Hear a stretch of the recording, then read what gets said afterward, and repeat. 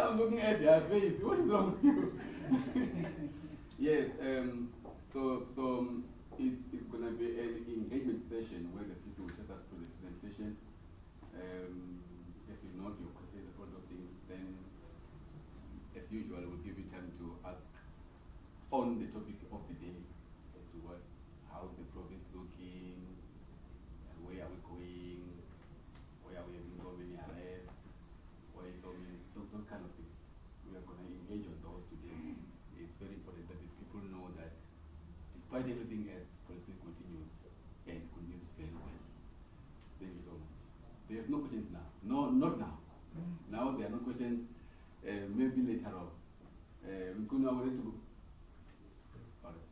Okay. Then let's just switch them on. Then the PC will take us through the presentation.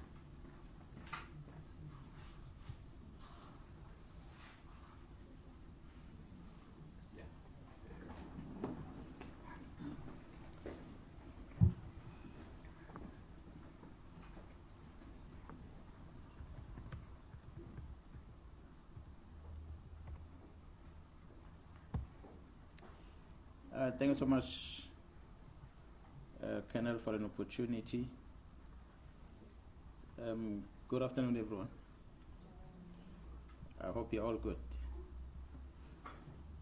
I'm not going to keep you long here.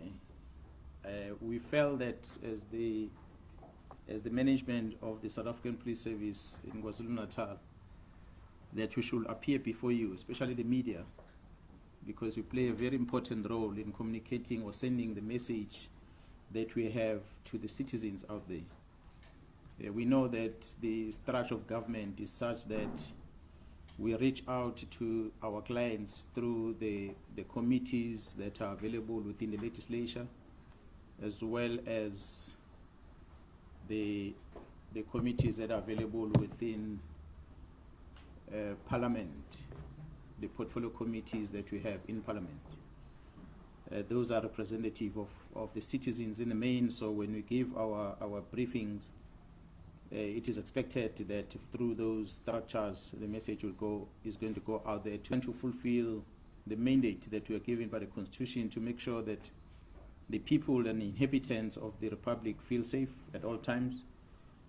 That's why we felt that it is important for us to come here today so that you can appraise yourself as well as the public about the state of policing in KwaZulu-Natal.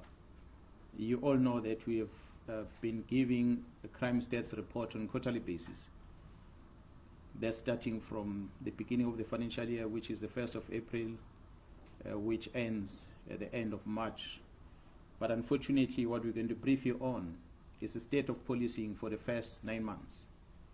Reason being, the stats of crime for the last quarter, the fourth quarter, has not been made public as yet by the minister. So therefore, we cannot engage on that. We'll be able to brief you once the minister is pronounced on that. The state has been audited and finalized and then made public. Only thereafter we can be able to communicate. Just last week, we were briefing the legislature in KwaZulu-Natal with regard to the stats, the crime stats, and the state of policing in general that we have in the province of KwaZulu-Natal. So what we have here today is just to appraise you about the state of policing in this province. The period we're going to cover, it's April up until December, as I said, which is a 9 months period. We are not showing you the picture as it's normally communicated to you, which is on a quarterly basis, but we are showing you an overall consolidation of what happened from the 1st of April last year until end of December, which is a 9 months period. As you can see, our crime that we've been tracking, 17 community reported crime that we've been tracking as a province. In order for us to have a long-term vision of where we're going, it's important for us to evaluate our performance over time so that we can plan properly. So that's why we are reflecting here the figures as you see, which figures will cover the period. Let me get a point here quickly. Oh, okay, no, I've messed up this presentation. The period that is going to cover as I said, okay, now I've got a pointer. The period that we're going to cover, as you can see, we are tracking April to December for the period of since 2020. So we have 2020, 2021, 22, 23, and 24. So that should give you an indication of how crime looks like in the province of KwaZulu-Natal, as we are busy trying everything we can to try and reduce this level of crimes. So if you pay attention on most concerning, we talk about the total contact crimes that we have been registering in the province. If you look at during the COVID times, everyone always say this has been the ideal situation that we want to have in the country. During COVID, where liquor is not being sold in numbers and a lot of places of entertainment being restricted and so forth. Yeah, well, that has got a negative thing that it affects business, the growth of the country, but it has helped us in terms of reduction of crime. So when you look at the total figures on contact crime, in 2020, we're sitting at 65,685 cases that were registered. As you can see, bulk of them are coming as a result of assaults. So these assaults are most common when people gather and having some fun and they end up assaulting each other. So that, in terms of contact crime, remains the biggest contributor for us right across all these years.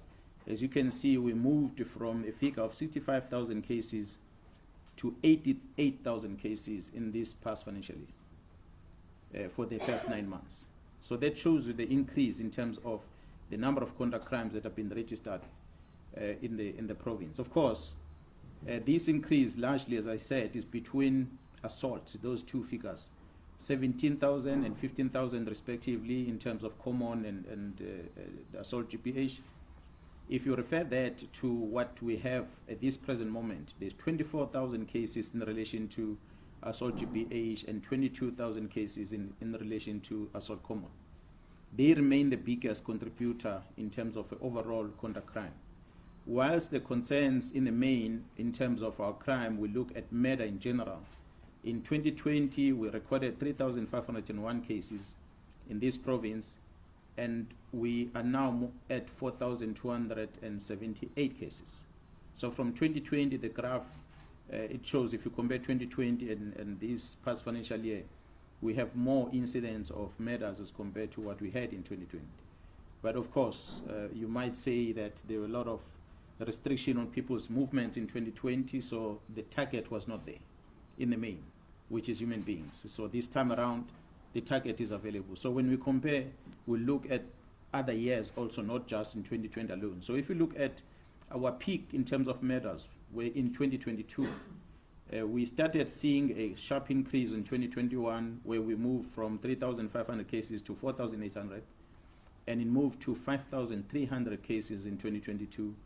And we then started seeing a decline of cases from 5,300 to 4,800, and it has gone down from 4,800 to 4,200. As we are counting, we have seen a reduction of 558 murder cases that have been registered in our province. So this is a positive thing for us. I'm not going to go through all of them, just reflecting on some of the crimes that are affecting society in general. So I want to also draw your attention on the sexual related cases, especially looking at cases of rape, sexual assault, attempted sexual offenses, and so forth. While rape remains the biggest problem for us, at the total, when we started in 2020, we registered more rape cases than we registered murders in 2020. So as you can see, 4,954 cases were recorded in 2020. Well, the question is to why? Could be because people were all locked indoors. That's why we started seeing that sharp increase on rape cases and so forth. That's subject to some analysis out there that can be done, the research that can be done to try and establish the causative factors. But we've seen the increase on rape also in 2021 to 5,885 cases, as it's reflected on the screen.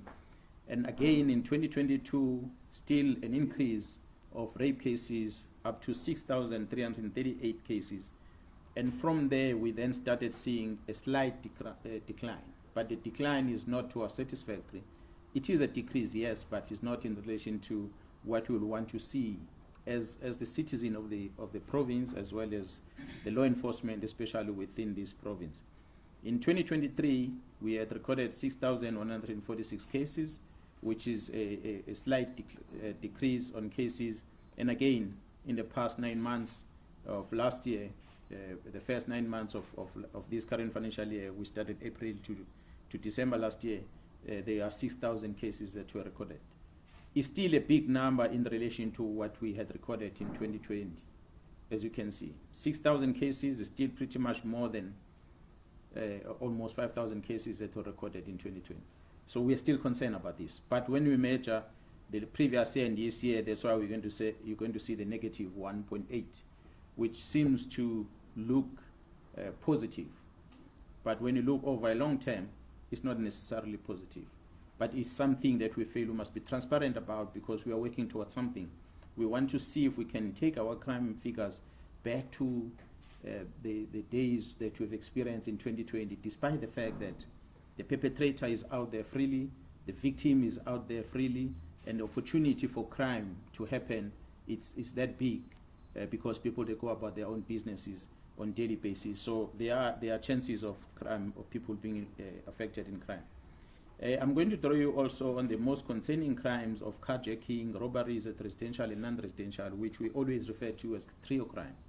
As you can see, a total of these cases in the main were 7,823. Those are the trio crimes. And the increase in 2021 to 8,000 cases. In 2022, they were in double digits, 10,000 cases that we started counting in thousand, because we've been counting in thousand. And in 2023, we started dropping again through police interventions and many other counterparts, I must say, that has been working well with us to try and reduce the type of crime. We are now, at this present moment, having about 7,855 cases. As you can see on all of them across the board, the biggest decrease that we are seeing is what has happened with regard to carjackings in the province of KwaZulu-Natal. In the year before, 2023, we had 2,500 cases. It has gone down to 2,052 cases, which seen a reduction of 497 cases. It is a concern, the hijackings, because the majority of the time, when a hijacking happens, it leads into some of the counter crimes that you report above, where people get assaulted, attempted murders, as well as murders in some instances, which is a concern for us. But I felt that it's important for everyone to reflect on what is here. When you look at the rest of the crimes as reflected on the screen, well, some of it might look good, some of it might look bad. But when you look at the totals, here's the total 17 community reported crimes. The totals gives us a green picture. So we'll look at this and we say, we all good, yes, it's a positive thing. But this positive comes from comparing what happened